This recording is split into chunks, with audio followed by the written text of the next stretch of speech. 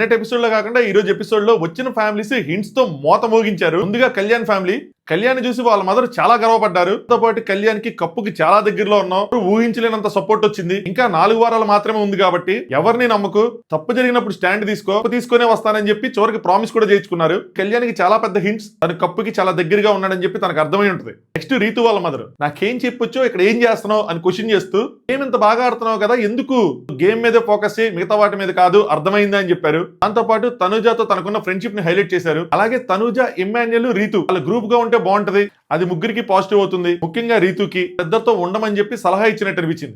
చిన్న విషయం డిసప్పాయింటింగ్ అనిపించింది. ఏంటి అంటే డెమోన్ కూడా దగ్గర తీసుకుని ఉండాల్సింది. డెమోన్ నువ్వు కూడా గేమ్ బాగా ఆడుతున్నావు, గేమ్ మీద ఫోకస్ అని చెప్పి తన కూతురికి ఏదైతే మాటలు చెప్పారో అయ్యే మాటలు డెమోన్ కూడా చెప్పుంటే ఇంకా బాగుండేదేమో అని అనిపించింది. నెక్స్ట్ భరణి అన్న వాళ్ళ అమ్మాయి తినైతే చాలా విషయాలు చెప్పకనే చెప్పేసింది.